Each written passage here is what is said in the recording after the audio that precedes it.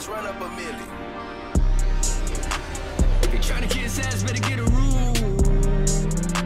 If you got no cash, let the credit boom. But you gotta pay tax on the revenue. What's up, guys? It is Wednesday, February 9th, and it's 12:56 p.m. This is the Daily Tea. So diving right into it, BlackRock, they said 2022 will be a game changer for the metaverse. If you don't know who BlackRock is, the wealthiest investment firm in the world. Assets under management, $7.31 trillion. So they're saying 2022 is going to be game changer for the metaverse. Tend to believe them. They're the big dogs right at the top.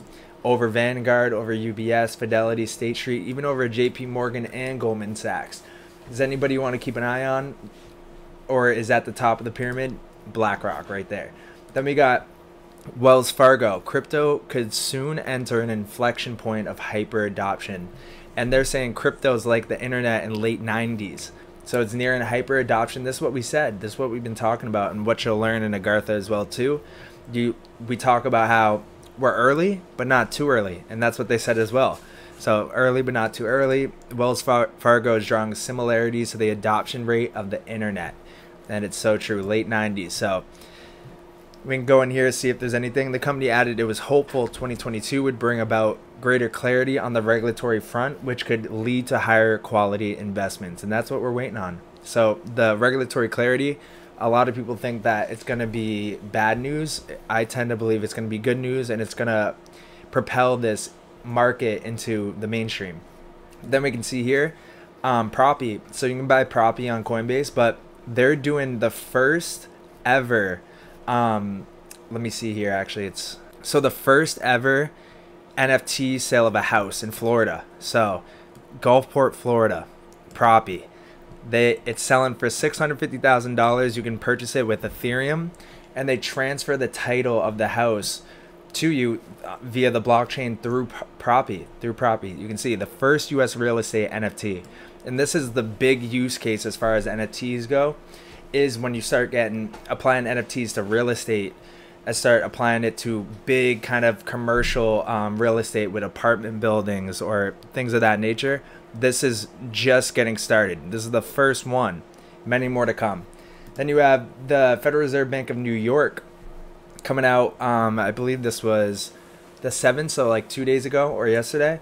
The future of payments is not stable coins. And they're talking about central bank digital currencies, talking about instead of stable coins, having distributed ledger technology as an exchange mechanism. The best money on the best exchange mechanism. It's talking about utilizing DLT to send money more efficiently and cheaper. So they're talking about that now. Federal Reserve Bank of New York coming out with that. Then you have the International Monetary Fund. This was February 4th. Falling use of cash and demand for a retail central bank digital currency. So talking about how cash is dying, the use of physical cash, and how younger adults favor cash substitutes over cash. So talking about retail central bank digital currency and transacting with that as the end user.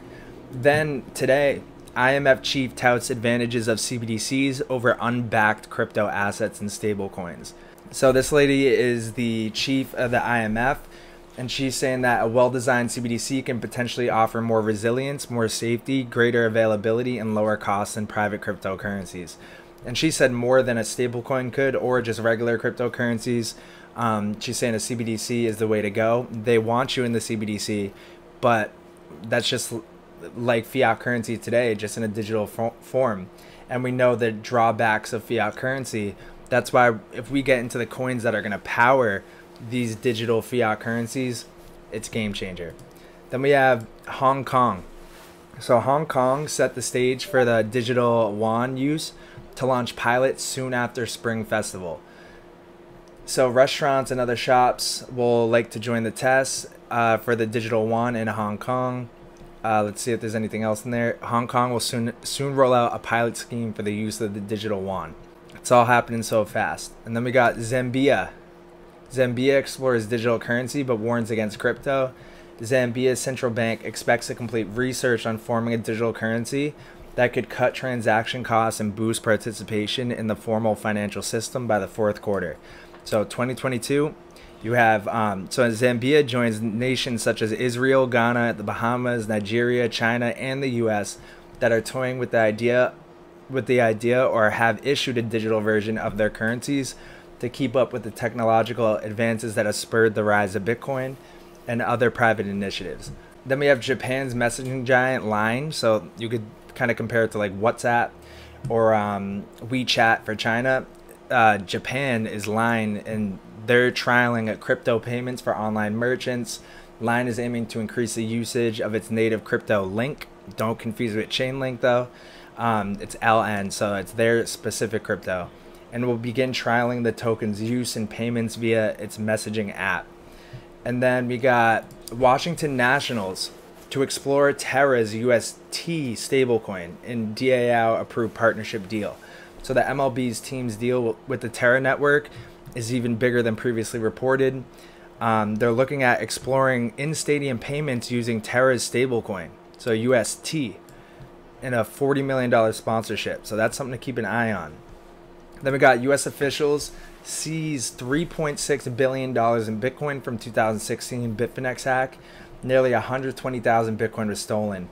They caught the people, so they're still working this all out. They let them out on bond, but I believe we see here they're gonna go on trial in 18 months. So in 18 months it looks like. So this is something that's way down the line. Then we have Russia, big news, because we know that 2 weeks ago or a week ago that they were looking to outlaw mining and trading of cryptocurrencies.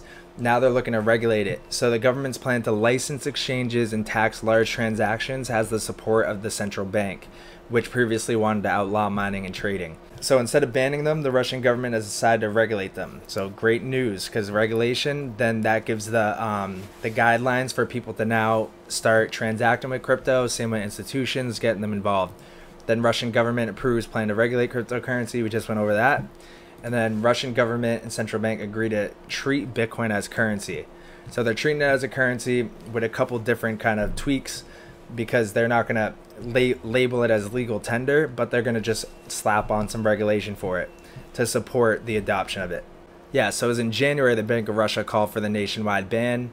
A couple weeks later, they said, nope, we're going to regulate it. So everything's looking good. A lot of adoption. It's only going to get bigger and bigger, and the snowball is going to keep rolling and rolling. So that's it for the Daily Tea, guys. I'll see you in the Discord.